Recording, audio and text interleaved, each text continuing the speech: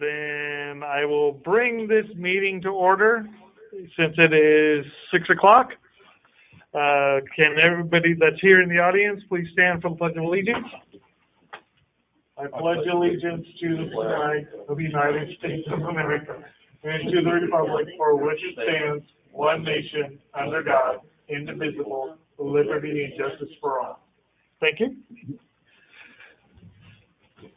Can I go ahead and have a roll call, please? Commissioner Gephardt? Present. Commissioner Rhodes? Present. Vice Chairman Weiska? Present. And Chairman Hopkins? Present. All righty. Can I have an approval of the agenda, please? I make a motion to approve the agenda. I will second that motion. All righty. Can I also have an approval of the minutes from February 11th and March 10th? Yes. I will move to approve. Okay. I guess we don't need that one, so we don't have any minutes. So thank you for the approval anyways. Do we have any presentations or announcements? Seeing none, hearing none. I will go ahead and read this for the public. This is a time for members of the public who wish to be heard on matters that do not appear on the agenda. Persons may address the Planning Commission or Ione Planning Commission at this time on the subject within the jurisdiction of the Ione Planning Commission. Please be mindful of a 4-minute time limit. Pursuant to the Brown Act, the Planning Commission may not take action or engage in any detailed discussion on an item that does not appear on the agenda. However, matters that require Commission action will be referred to staff for a report and/or recommendation for possible action at a future Planning Commission meeting. Is there anyone in the audience or on the phone who wishes to address the Planning Commission? Alrighty. Moving on. We have a public hearing for... Mark, yes. Could I up a second? Since this is a kind of an odd meeting and I'm sitting at home, could I just have sort of a breakdown on who's there and who's on the phone? Alrighty. Currently in the hall is Larry and myself and Janice, and then we have Mike and Dolores, who are going to be here for the variance. Right. And then Mike will be sworn in afterwards, because he is now he's our new planning commissioner. Oh, or will be. Yes. And Mark, I'm also present. This is Amber. Oh yes, and sorry about that. So. And this is April. I'm here by phone. And April's also on there. So. All righty. So, you up to speed? yes. All righty. Now we have the public hearing. So, April, please take it away. Thank you very much. As you know, this was scheduled for a public hearing on June 9th, but since the Planning Commission was short a member, the request was made to continue this item until our July meeting, hoping that we would have a full complement. So now it appears that we have a full complement, but only 4 of the members can vote on the item. So I would remind you that that action requires a vote of 3 commissioners, because that would be a majority of the full commission.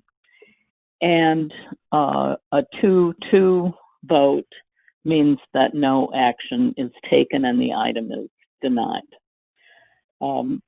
So Mr. Politi applied for both a building permit and a variance for construction of a carport at his residence at 1718 Shakely Lane. The building permit was not moved forward because of the requirement to get a variance in order to place the carport 3 feet from the property line, which is not consistent with the development standards for that zoning district. I had a conversation with Mr. Politi, and he provided some additional information to his application. And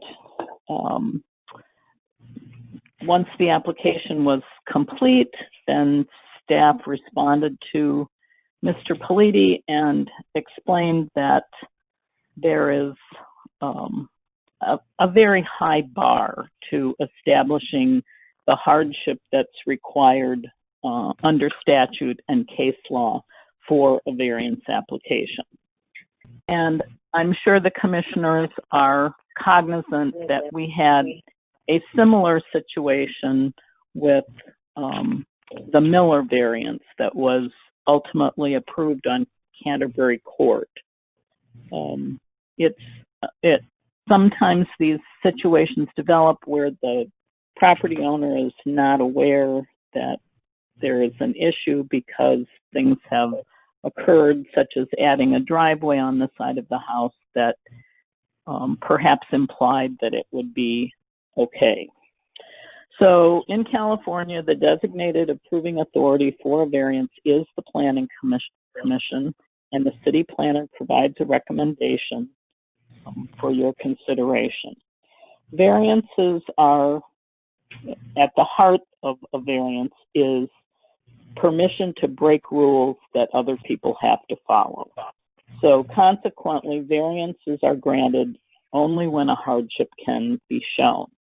And the hardship is intended to be something to do with the property.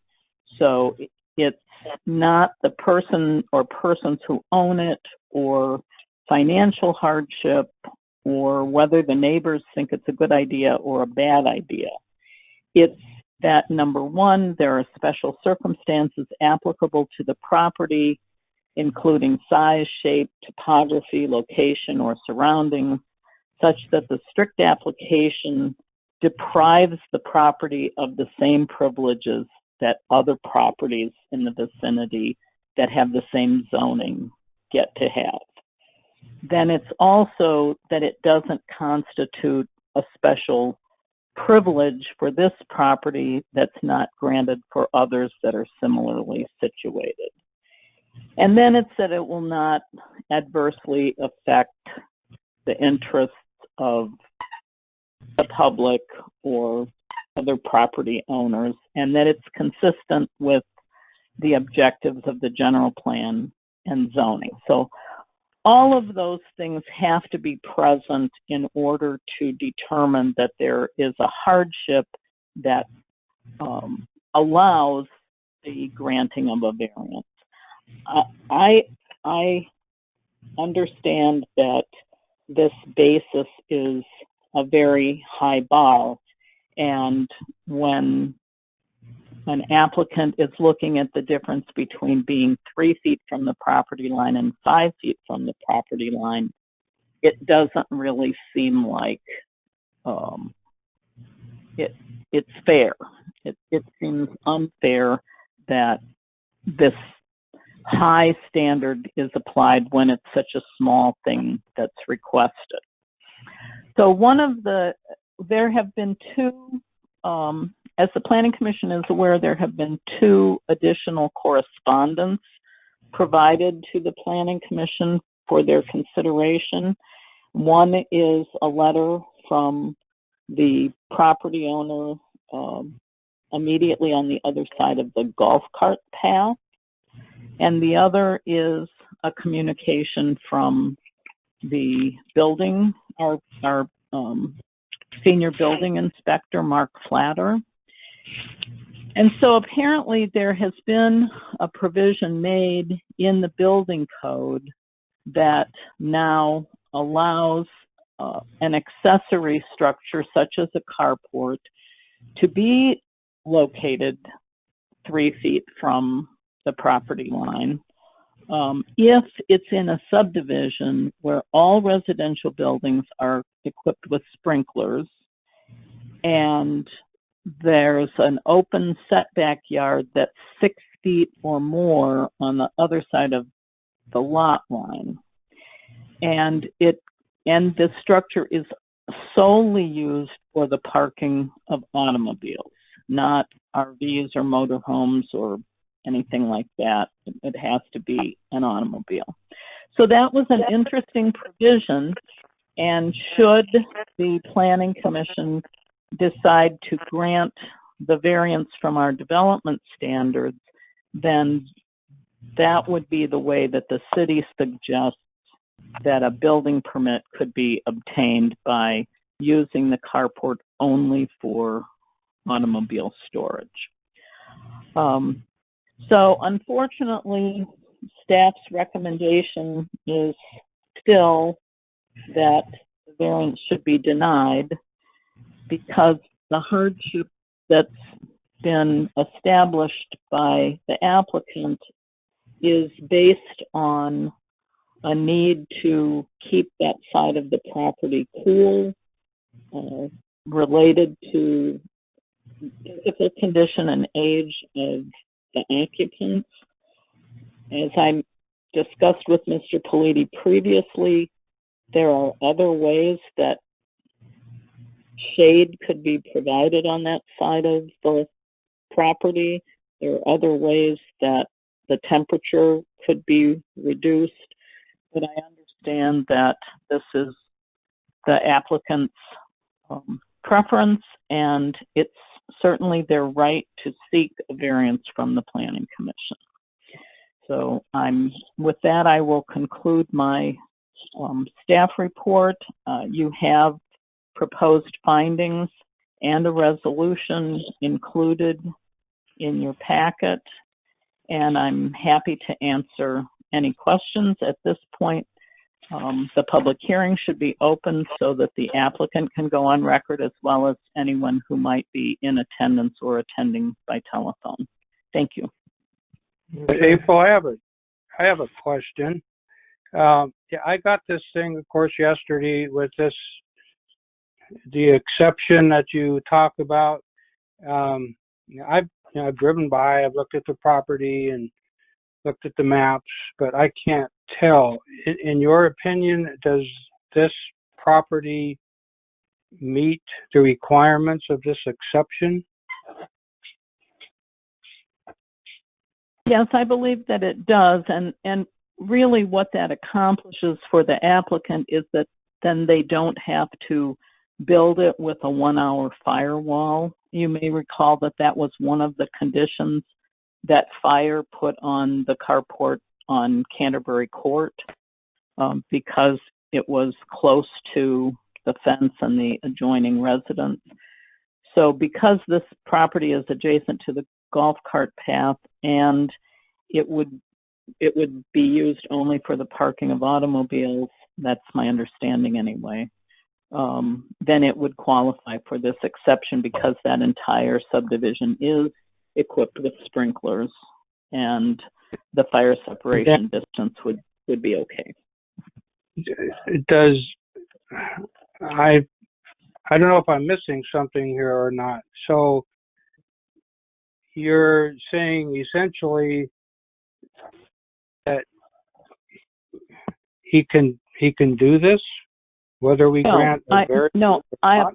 No, I apologize if I left that confusion.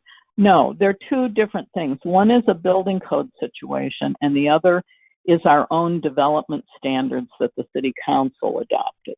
And under our development standards, it needs to be 5 feet from the property line.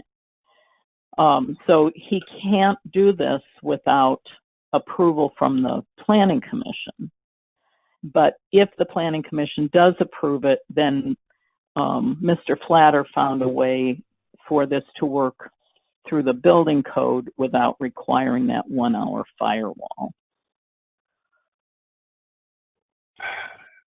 This makes things kind of, at least in my mind, a little awkward. I read your report and I was thinking this was relatively straightforward, but it almost seems as though our building code and our planning guidelines are at odds with each other. Is that fair to say, or no? No, I would have to disagree with that, because the building code requires 5 feet, and so does our zoning ordinance. So those are both consistent. The basic rule is that structures must be 5 feet from the property line. And that's for lots of reasons, but especially to prevent fire damage. And I'm sure you're all aware of the property, I think it was 17 Plymouth Highway that burned, and then the garage that was on the property line at 15 Plymouth Highway caught fire. So this is a very common development standard and building code requirement that structures be 5 feet from the property line. It's just that the building code, the state building code, has found that when everybody in the subdivision has sprinklers, that reducing it to 3 feet, if it's only cars that are in it. So you can't store bare cans of gasoline, and you can't put a travel trailer or a motorhome that might have more flammable things in it than a car does. So there's restrictions, but they decided to make this exception, but it doesn't change our development standard in the zoning code that requires the 5 feet from the property line. And I feel there are very good reasons for why we have that development standard. Okay. I have a question, Larry Rhodes. This zoning district regulation, Wildflower is zoned RB1, just like Castle Oaks is. What's the difference in that, in the regulations? I mean, one's zoned, and I'm reading, I got a thing here from Wildflower that the zero lot line is on page 8 of 9, under 3839, and it says here, any B dwelling shall be detached and single-family dwellings which may be provided with a zero lot line setback on one side. Now, what's the difference here? And that's in our general plan, too. The separation in that case is provided on the adjacent lot. So instead of each lot providing a separation to the lot line, one is on the line and the other is farther over. Yeah, but in his case, he felt 40 feet. He felt more than any of them over there. They only got 5 feet on the other side. It's 10, 5, and 5 is 10 feet.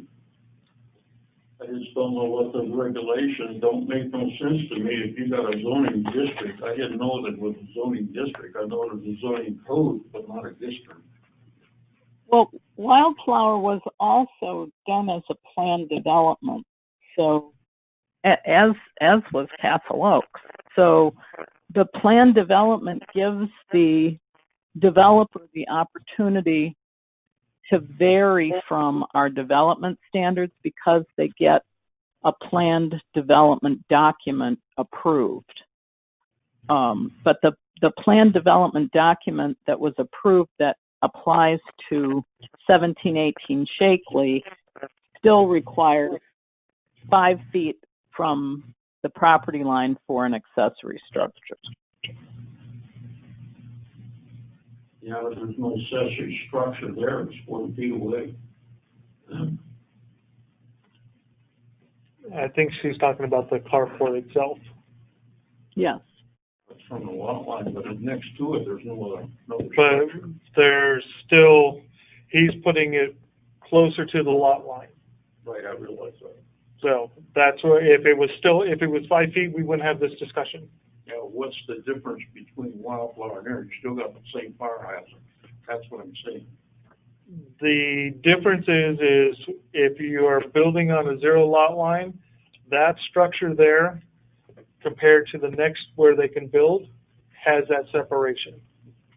So the two cannot be next to each other. Right. And I might add that the zero lot line might also require that side of the residence that's on the zero lot line to have special fire code construction requirements. I can't answer that off the top of my head, but these developments were each approved with a planned development agreement, and so what applies is what's in that planned development. And obviously, I wasn't around for either one of those, but I have to go by what's in there, what's in our zoning code, and then the building department has to go by what's in the building code. What I'm getting out of this is one place is better than the other place. I don't get that. That's supposed to be fair. I don't understand that. Totally don't understand that. They were done before us. They had better lawyers at the time. I mean, when it comes down to a planned development, they brought it forward, and at the time, the planning commission bought off at it there. Yeah, but they said the general plan and all this, how come this wasn't brought up? And that's my only point. I don't want to argue this, but it's just one area is better than the other, and I don't understand it, never have. Thank you. Alrighty, we'll open it up for public comment. Actually, we'll go ahead and let the applicant go ahead and bring up forth any other information that you would like to. Well, Michael Fellini, 1718 Shapley Lane, Ione. But I want to point out a few things of the uniqueness of this situation. The fact that I've got 67 feet between the house and my house, okay?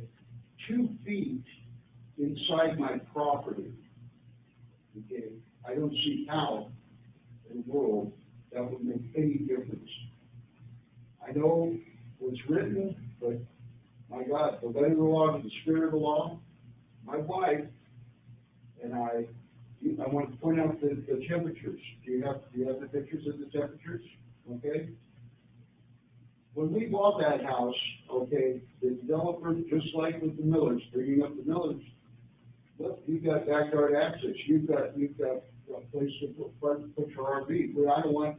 I've been through the RV and the boat thing. No more. Just want shades so we can get in and out of our cars on that side of the house without walking up and down the driveway. Doris, do you want to say anything about? Please go up to the mic so we can record you.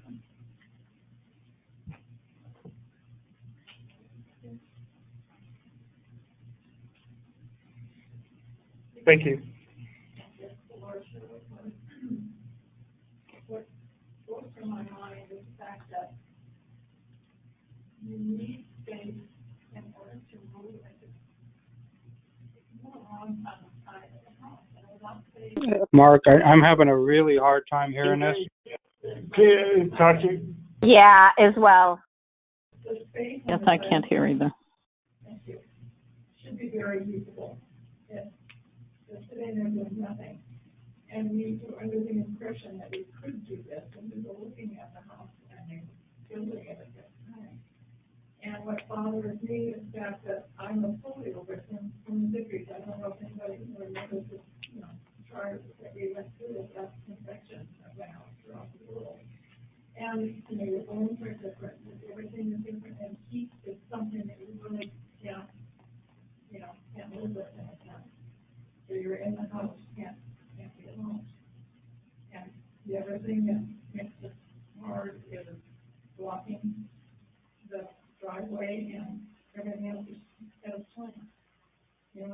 wonderful until you've got a problem with the legs and you can't hook up with the car. So you're walking sideways, you're walking in whatever way, or it might be on them, you know, but if there were spaces, you know, you can use your crutches, you can use your equipment to make it an easier transition from the house to the car to whatever.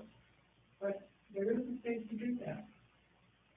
And that's what I'm talking about, you know, there's no reason why there shouldn't be used for that space as long as we keep it up and as long as we don't put anything in there other than comfort. And if you've got the cars to put in there. You know?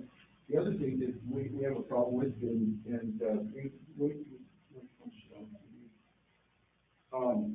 this is maybe something that there should be better communication with the planner and the developer, okay?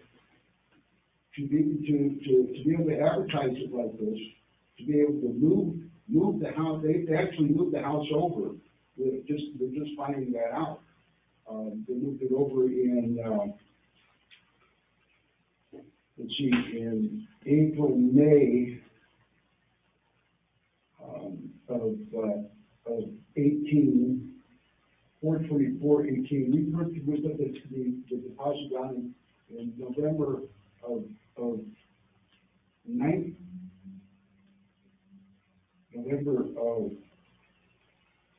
18 and bought the house in February of 19. Okay, so again, maybe there should be more communication so we don't get stuck with a situation such as we're getting stuck with here. Another thing too is our master bedroom. It's on that side of the house, and that it's 15 degrees warmer than the other side of the house in midday. That means the air conditioner's working harder, and just being uncomfortable. We have a door that goes out the backyard, so there's no worry about a fire or something not being able to get out of the house. But again, I'd sure like to see the right thing done and allow us 2 feet.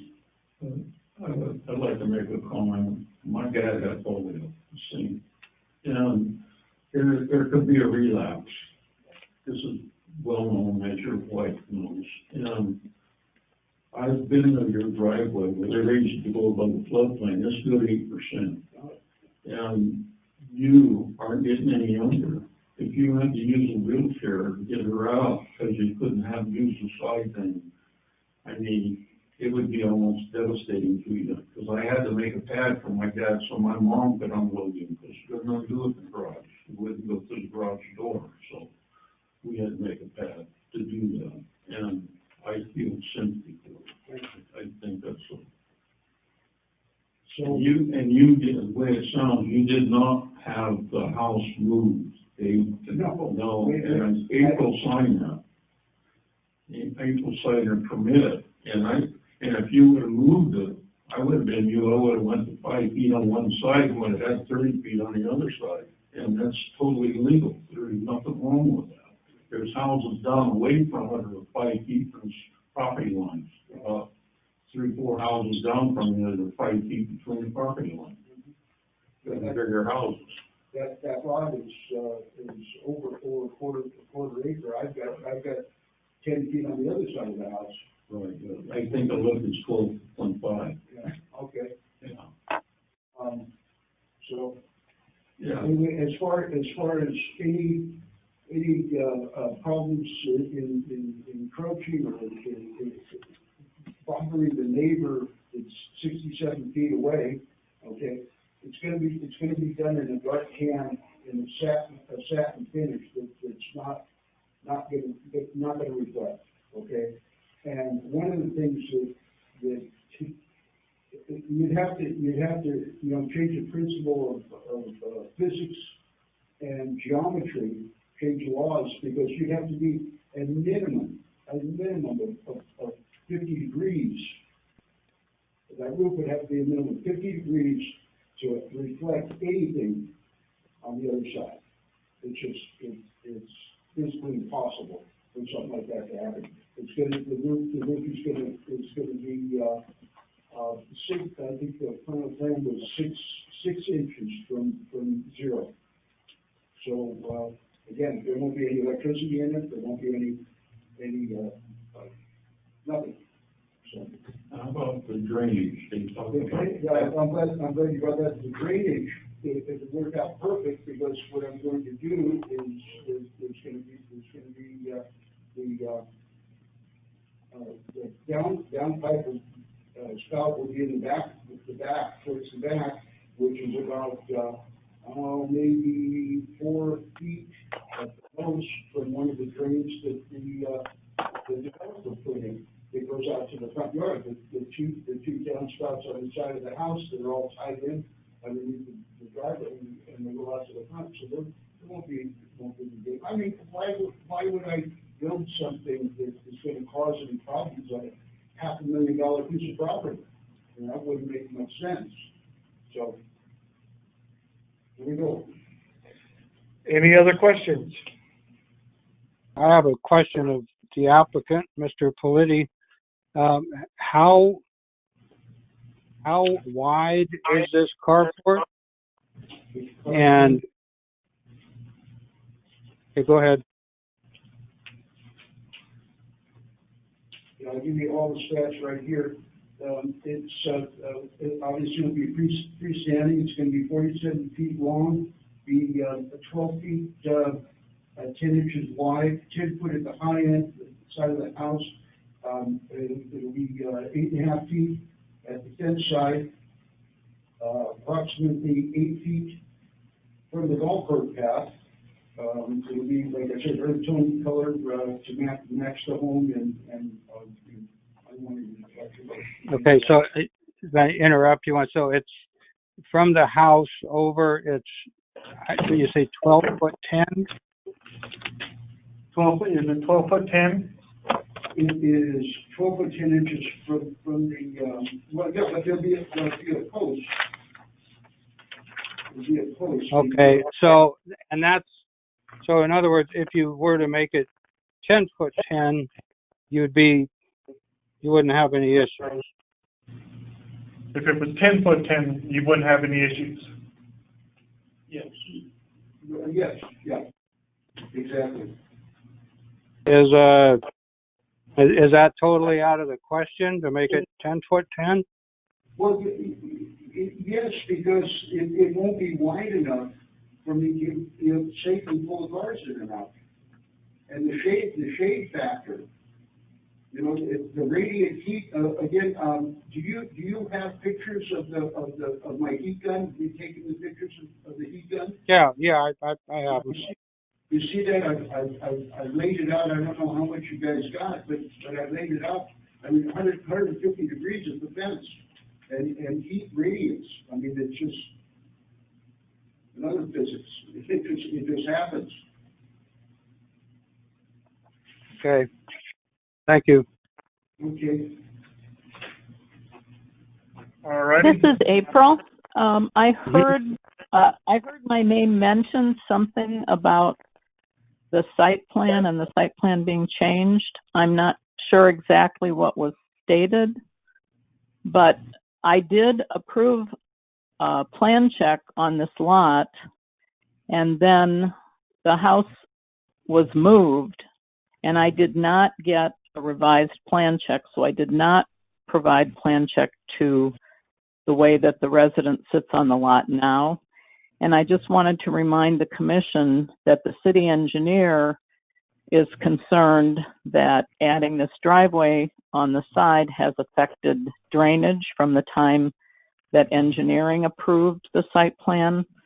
So he's asked that you add that condition that's located on page 4 of the staff report, to require an opportunity to review the drainage and make any adjustments that are necessary based on the changes that were made to the lot that were not reviewed. Okay. We'll go ahead and open this up to the public for any comments. Mark Trustner, 111 East Main Street.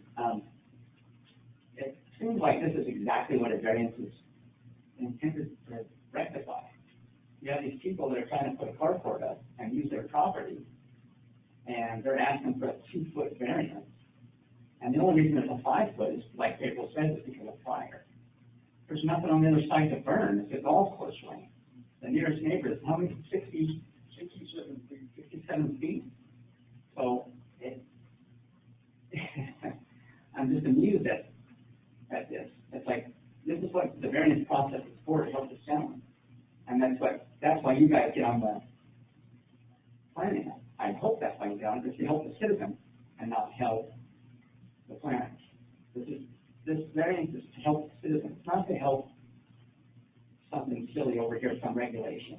The variance process is when you run into things like this, where it strictly says 5 feet, but it's ridiculous. Because there's nothing he's going to affect. Drainage, maybe, but is it going to burn down the golf carts when they drive by? How's it going to affect his neighbor? His neighbor's way across the way. Have you had any complaints from the neighbors that they don't want this to happen? The only one that doesn't want this to happen is the planning department. Even the city inspector tried to help this gentleman out to find a way to make this happen. So I don't know what the problem is. If I could just grant this gentleman the variance, because it's very silly from the outside looking in. Because the 5 feet, I understand it's there for a purpose, but the purpose here is non-existent. It's to keep one neighbor from the other one being too close. So if you think about it with a little common sense, just give the gentleman the variance. Thank you. Anyone else? All righty, we'll close the public comment. Any other questions, comments, or anything? General discussion at this point? Yep. Well, I'll say this. I don't know how I'm going to vote yet. I totally, and I think that was Mark Tresner, was it, talking last? Yes. It sounded like his voice. I didn't get. Yeah, I mean, Mark showed up today. That makes total sense. I mean, and I wouldn't jump that, only the planners are against it. Don't do that, Mark. But, I mean, if it's 2 feet less, it's not an issue. But then we have the thing, it's a golf cart lane on the other side. I understand that. And that eliminates really the purpose of that 5-foot setback. And on top of that, we apparently have, building codes that I wasn't aware of that allow for a closer thing, and, obviously newer developments where everything has sprinklers and all that, which this does. So on the one hand, I'm totally in sympathy with Mr. Politti. On the other hand, I mean, we're obliged to go by the law on this, and I mean, the way it's written, I'm struggling to find special circumstances that make this, that there is a burden on this property that isn't on other ones, or that this wouldn't grant a special privilege that isn't granted to others. I don't know which way I'm going to go yet, but those are my issues. I mean, I totally sympathize with the applicant's position, and I think it makes sense, and I think it, logically, but we have to go by, and we're the ones that are sitting up here, we've taken the oath, and we're supposed to uphold what the rules are. And the rules to me are pretty clear that we can't grant this. Now, I'm wondering, with this change, and this wouldn't help right now, but maybe in the near future, if we couldn't adjust our zoning code to kind of match up with the building code. April, in your opinion, would that be possible in the near future? I know it doesn't fix Yes. the situation Yes, it today. would. I think that's a very good idea. In fact, on page 4 of the staff report, you see that the original condition from the building department was about the 1-hour fire resistive construction, because even the building department wasn't aware that this exception had been enacted. So now that it has been, I think it makes sense to provide an exception in the zoning code that allows for a reduction in a yard, when it's necessary, if it meets the same criteria that the building code exception. And frankly, it sounds like that would only apply to, the newer developments anyway, because obviously the older neighborhoods, nobody has sprinkler systems, et cetera, et cetera. And again, this is a little off topic because it doesn't address the situation right now, but just, speculating, I'm asking you, if we were to go that route and, you were to get right on it, knowing the time frames for this and that and getting before the city council, about how long do you think it might take to change this and rectify what seems to be a lag in our zoning code? Does the planning commission want to have a special meeting on this? Because if the planning commission wants to have a special meeting, I could get this to the council by the first meeting in August. It wouldn't hurt my feelings. I mean, I'm sitting home anyway. It seems feasible with the teleconferencing that we could easily accommodate a special meeting. I think so too. I think that is actually a really elegant solution, Commissioner Gebhardt. Thank you. I'm not sure if it's what Mr. Polity wants to hear, but I'm having a real hard time just going against a very clear letter of the law. I mean, we have to make findings in order to grant a variance, and I can't make the findings.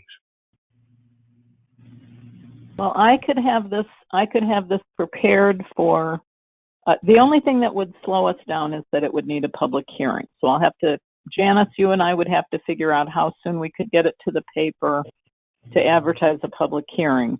But I would assure the commission that I would move this as quickly as I possibly could. And that would eliminate, in the future, say we were to grant this,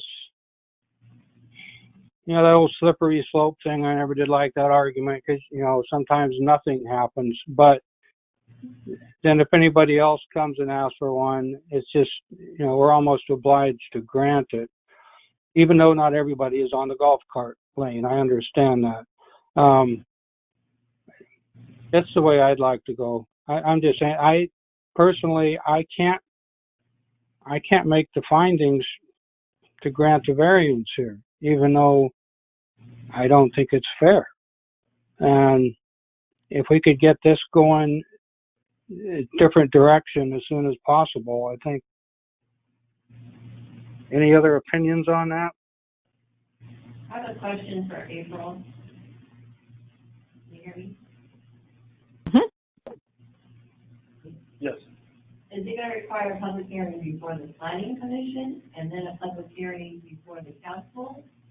And then yes, that's what's required to change an ordinance. Well, then that cannot be done the first meeting in August. And then an ordinance. Who is speaking? Janice. Okay, Janice, we can advertise the public hearing for the end of July, and then before the planning commission votes, we can still advertise the public hearing. We could get it to the paper. By the time it was in the paper, the planning commission would have acted. So it might push it to the second meeting in August, but I don't see why we couldn't, with the special meeting, I don't see why we couldn't get this done before the end of August. And I mean, then there is a 30-day from the date of the adoption of the ordinance, there's 30 days before it takes effect. Yes, but it requires. But I'm happy to jump on this and work on it immediately if that's what the commission would like to see happen. Because I think that's a really good idea. Go ahead, Janice. I know you've been one. I would say that the soonest this ordinance could take effect would be the end of September. Because of the 2 readings at the council level and then the 30 days.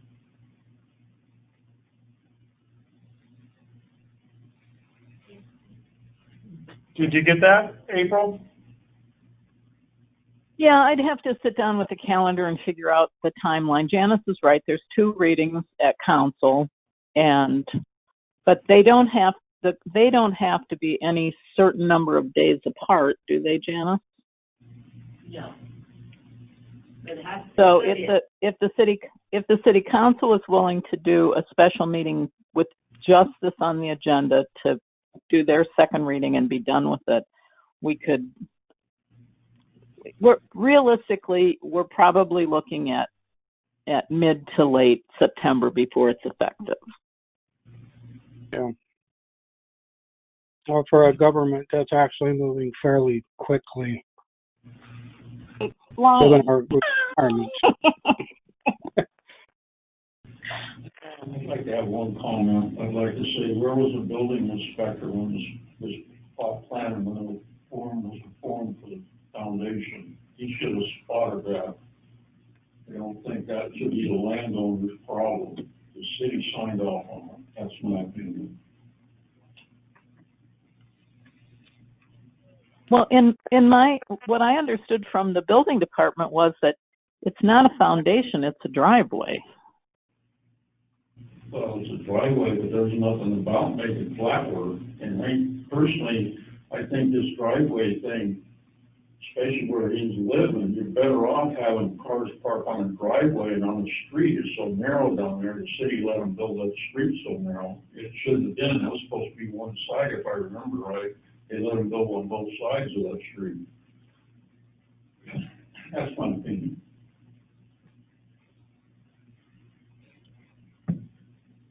All righty. Any other comments? Any other questions? Well, I think before we vote on the variance itself, I just like to get, do we have any kind of consensus from the planning commission on getting this zoning thing done? I'll put it this way. If the other 3 of you want to vote to grant this, I don't have any issue with it at all. I think, Mr. Politti should be able to build his thing, but you're going to be on your own in finding the, finding the specifics to grant this. Okay. All righty then. One last time, anything else? All righty then. If anybody would like to entertain a motion. I'll be the bad guy, I guess. I'm going to, I'm reading down through here. Just a second. I would move that the Planning Commission adopt Resolution PC 2020-07 denying the variance and incorporating the findings in the report, in the staff report. All righty. I have a motion. Do I have a second? This is Amber. I would make a second. I actually think, Mark, you framed it really well as far as just not finding the grounds. And I seconded what April said earlier about finding, an eloquent solution. It may take, a few months. Life in the time of COVID, it's a solution forward, but I didn't find that there were grounds for, approving a variance either. So I would make the second. All righty, I have a first and a second. All in favor? Aye. Mark says aye. Amber? Reluctantly. I have 2 ayes. Larry? No. I have no. I say aye. 3-1.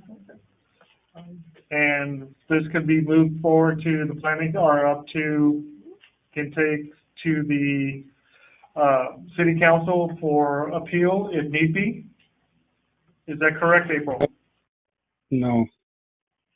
Yes, the applicant has the ability to file an appeal with the city council. I'm sure that the city council attorney will tell them the same thing that you heard tonight, which is that it's very difficult to find the grounds to grant this. So if the applicant chooses to appeal, does the commission still want to direct staff to move on amending the ordinance, or? Absolutely. That should be priority no matter what, just to. Yes, I agree. Okay. Just for future, regardless of this, I think there's grounds for that. So, yes, I agree. That needs to move forward. And if we're done, if I could just make one comment to the applicant, who I'm sure isn't pleased with me right now. You brought something up that's, a flaw, that one part of our system isn't up to date with the other. And all I can say is we'll get this fixed as quick as possible. Okay. That's all. Mark, you had a question, or you had? I was just wondering, is the Building Board of Appeals available to this applicant? Is the Building Board of Appeals available to the applicant? April? No, the zoning ordinance clearly states that the appeal is to the city council. Okay, so it has to go to city council. And then the Board of Appeals? Correct. Yes. Okay. I have a question. Yes, sir. If you guys push this ordinance through, okay, then we're okay? April, is that correct? If we get everything corrected, then he could actually end up moving forward better with his application, correct? Yes, then he would not need the variance application, because we would write the zoning ordinance in a way that made this a permitted situation when all the criteria were met, as they would be. And so then he would simply need the building permit. Okay, so in other words, I would not have to have an appeal? No, if you so chose to go down that path right now, I got you. then that is your option. No, I'll wait. So, but now we can at least correct it and start making everything more convoluted. Okay. And Bringing alignment to Yes, write okay. the current building Alignment code. and everything. okay, and Well said. Very good. Just right. It has been. Okay. So, all righty. We are now moving on to our swearing in of our new commissioners.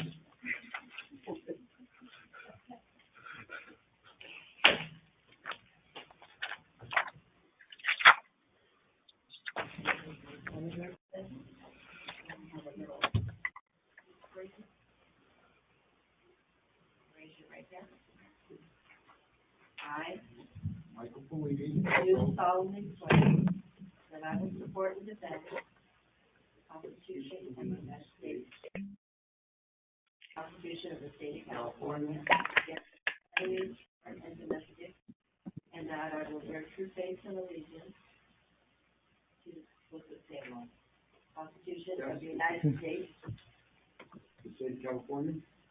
that I take this obligation freely, without any mental reservation And that I will well and faithfully discharge the duties upon which I have to enter. I do. All righty, we have a new planning commissioner. I will,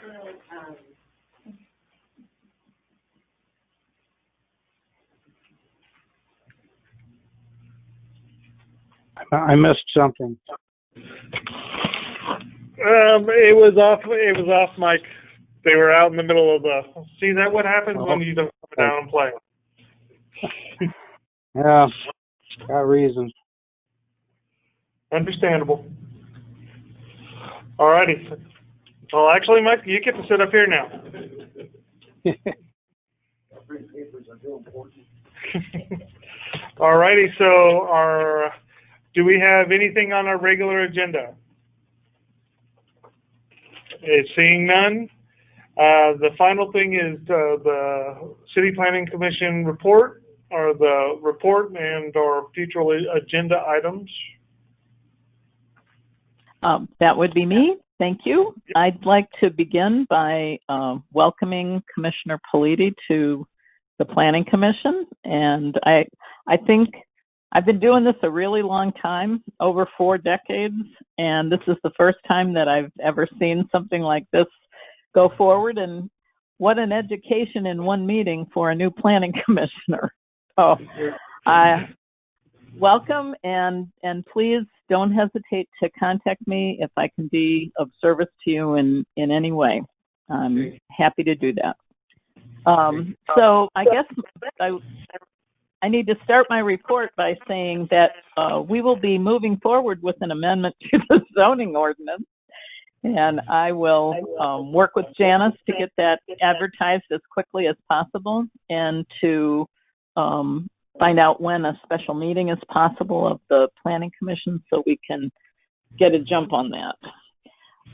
I'd also like to report that the standard agreement was executed today for the SB2 planning grant.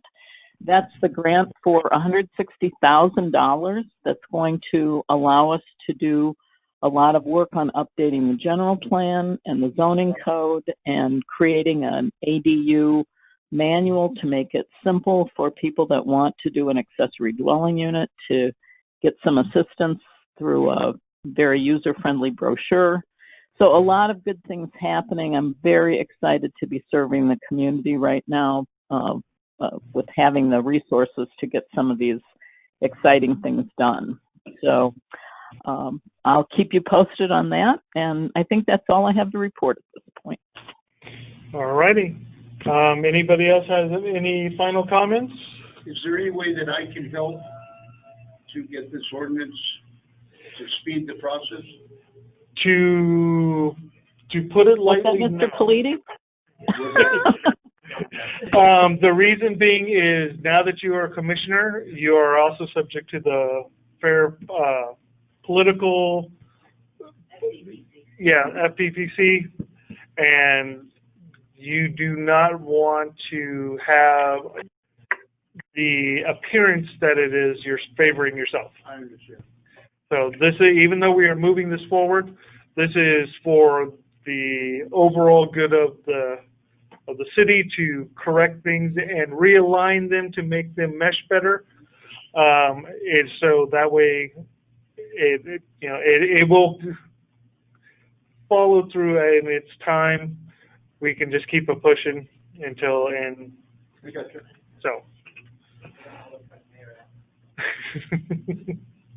But it does, this does affect the whole city. So, Mr. Politi, yes. I mean, you're absolutely free to contact April, whenever you want. So. Yes. Okay. And just see how it's going. But to help push it, let her do her thing, and it'll get done. Gotcha. So. You'll have other opportunities to help along as we move forward. So, all righty. Anything else? Anyone? Just as far as scheduling special meeting, you don't have to ask me because I'm here all the time. You're locked. for me as well. Your wife has you locked in the house, doesn't she? It's mute. So, alrighty then. With that, we will adjourn the meeting. Thank you all. Thank Thank you very much. Thank you.